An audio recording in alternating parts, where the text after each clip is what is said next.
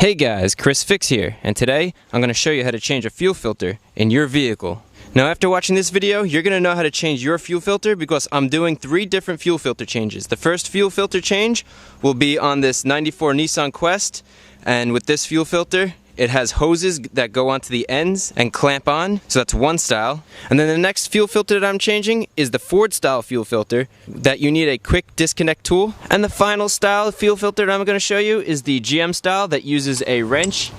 So those are the 3 main styles, those are the 3 most common styles. And I'm going to quickly go through all 3 so you know exactly what to do. So real quick, the common question is, when should you change your fuel filter? The easy answer to that is check your owner's manual and look in the back and see what service interval is recommended for your specific vehicle, because it does vary. Typically, it's between 30 and 50,000 miles, or once every 5 years or so. Now, if your vehicle is difficult to start, it's idling rough or it stalls, you experience sluggish acceleration, you experience decreased fuel economy, if you think you got a bad tank of gas, or if you use one of these fuel system additives that are supposed to clean out the fuel system, I would consider changing the fuel filter. A fuel filter is your last defense before the fuel hits your fuel injectors. So any dirt or debris you're really hoping gets caught in here so it doesn't get caught in your expensive fuel injectors. Fuel injectors have really small holes which spray the fuel and atomizes it really well to a fine mist. And if that gets clogged up, you're going to get poor fuel economy and poor performance. You'll lose horsepower, and that's never good. So a cheap $5 to $10 filter could protect your $60 injector. So it's worth it to change these things out. So let's start off with this Nissan Quest, which is the first style fuel filter I'm going to show you. With this fuel filter, the rubber fuel lines attach directly to the nipples here on the fuel filter, and then they get hose clamped on. And the first thing, always wear your safety goggles because if fuel splashes into your eyes, that's never good. The tools to do this job are really simple. Since we're going to be disconnecting rubber fuel lines, we want to use some type of hook to get behind the fuel lines and pry them loose. You're going to need a flat head and a Phillips head screwdriver, and you might need a pliers to help wiggle the fuel lines to get them off of the old fuel filter. So let's begin. For most fuel filters, you just follow the gas lines that come out of the gas tank and go to the engine. Somewhere between the gas tank and the engine will be the fuel filter. Many times it's underneath the vehicle. In this case, it's underneath the hood, which makes your life a lot easier. So the fuel lines run on the driver's side, and if you look right there, you can see the canister for the fuel filter. So what you're going to do is you're going to come over to your fuse box, or in this case we have a relay box. You look here and you find the fuel pump relay or the fuel pump fuse. If you don't know where it is, check your owner's manual. In this case it's this green one right here, and we're going to just pull this right out, and now we're going to go start the car, or try to start the car. It probably won't start because there won't be fuel pressure, but the fuel injectors will be pulsing and that'll remove the fuel pressure. You're going to do this process on all vehicles. With the fuel pump fuse or fuel pump relay disconnected, go and try to start the vehicle. Probably won't start.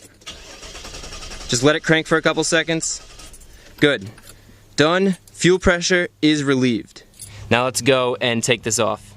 Now this is really easy to do. I'm going to give you some quick tips on removing rubber hoses that, well, have never been removed since 1994. First step, get your Phillips head screwdriver and loosen up the hose clamp. Make sure you loosen it up all the way so it slides over this little hump right here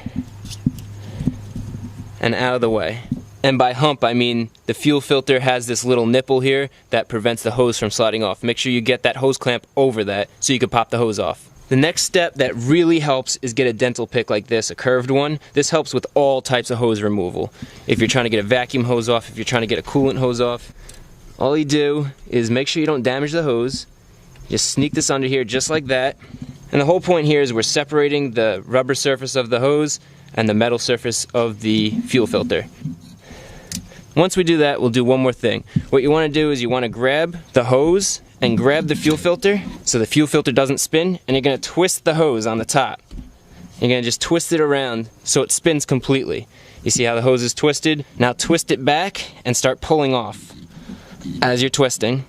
Be prepared, fuel is probably going to come out of here, so you can get a paper towel, put it down. It shouldn't be that much fuel. Make sure that the fuel filter is facing upright, and make sure that the fuel line, once it gets off, you face it upright to prevent fuel from getting everywhere. But twist and pull. Okay, that wasn't messy at all. Good.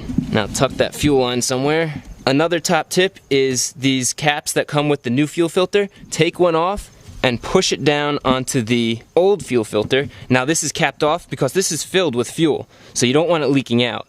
It'll also create a suction for when you're trying to get the bottom hose off, so that doesn't leak all over the place either. So let's pull this out.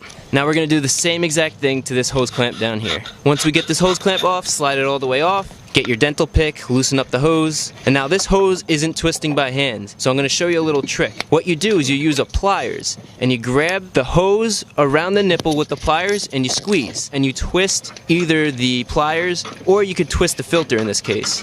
And once you do that, it should come right off. You could even use the pliers to help you remove the hose.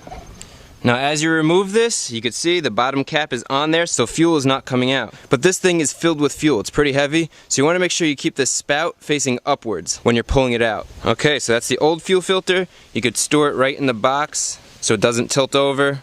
Now we're going to get our new fuel filter, and we want to orient this in the same direction as the old one.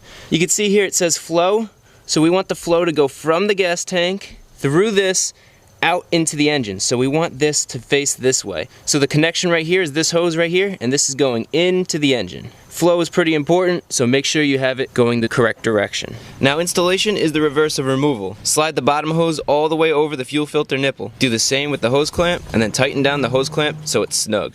Now we could clip this back in. Do the same for the top. Make sure you push that hose all the way down. Then push the hose clamp over the nipple. Tighten the hose clamp. Make sure you snug that up nice and tight, and good. We are done. Before you close the hood, make sure you put the fuse or relay back in, whatever you took out, for the fuel pump. Close that up. And we're not going to close the hood because we want to check for leaks. So grab your key, and what you're going to do is you're going to put the key in the ignition, and you're going to turn it to the run position. You're going to shut it. Run position, and shut it. Do it one more time. And what this is doing, this is making the fuel pump force fuel into that new fuel filter. Now your car might not start up right away. You might have to give it a few cranks, we'll see. Almost.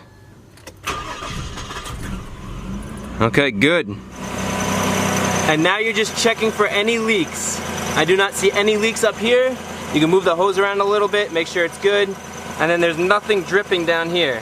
So that's how you change the fuel filter, where the rubber hose and hose clamp directly connects to the fuel filter. And that's all it takes to replace a fuel filter. Hopefully this video was helpful. If it was, remember to give it a thumbs up. And if you aren't subscribed, remember to hit that subscribe button. I have 2 other videos on fuel filter replacement. One is how to replace a Ford style fuel filter with a quick disconnect, and the other is how to replace a GM style fuel filter that uses flare nuts. To get to those videos, you could click on the screen, or you could find the links to those videos in the description below, along with the links to any products or tools I used in this video. I also have a really cool video of what a fuel filter looks like after 300,000 miles. The van went 300,000 miles on a single fuel filter, and I took apart the fuel filter to see what the inside looks like.